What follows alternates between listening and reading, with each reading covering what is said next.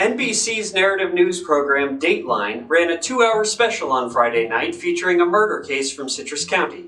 The show introduced the nation to the Carlos Hallowell case, a young man who fatally struck his adoptive mother Denise with an axe. Carlos was convicted of premeditated murder and in September sentenced to life. The Dateline coverage was good for Citrus County, even if the story is gruesome.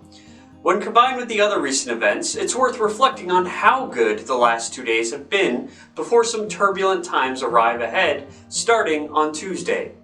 There's an old public relations adage that there's no such thing as bad publicity. That's not entirely true, but the Hallowell Dateline piece was not bad publicity despite the murder, and the almost comically sensationalized title of the show, Horror at the Lake. Think like a news producer. Television is a visual medium, and so an audience expects to see something either pleasant or that they can't see in many other places. Lake Henderson is both. The title itself is meant to set up an inherent contradiction that causes uneasiness.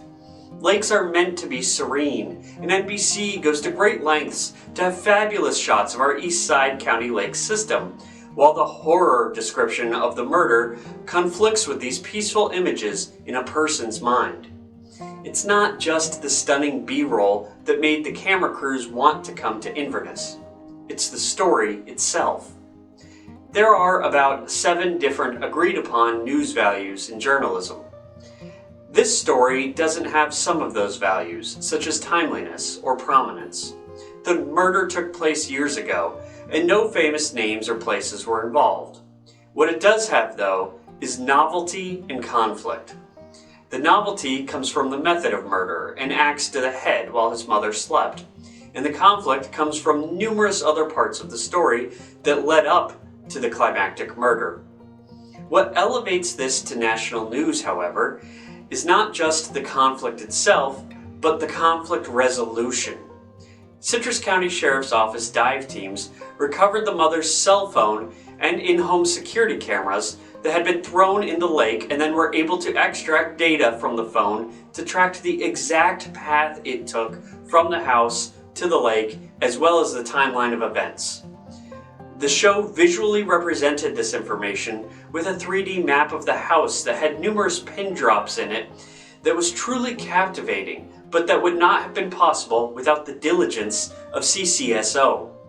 An underlying theme to the story is that the good guys won the day because of their hard work and clever ability to find compelling evidence to build a rock-solid case.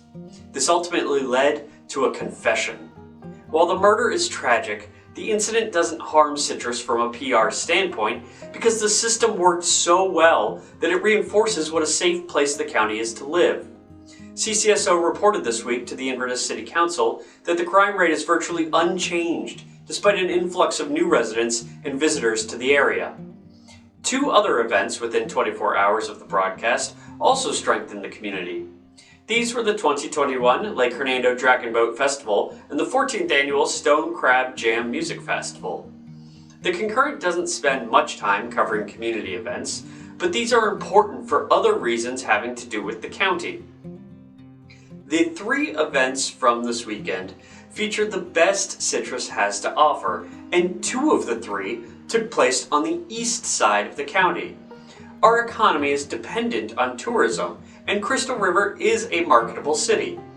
But highlighting other portions of the county shouldn't be seen as competition to Crystal River, but rather as supplemental efforts to bring different kinds of tourists.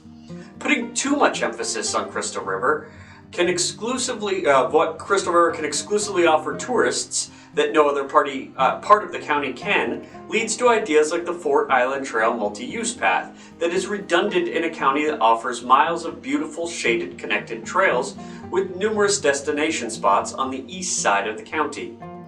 The Commission hosts a workshop Tuesday to discuss setbacks and the sales tax. In 3 weeks, there is a special meeting to determine universal garbage collection.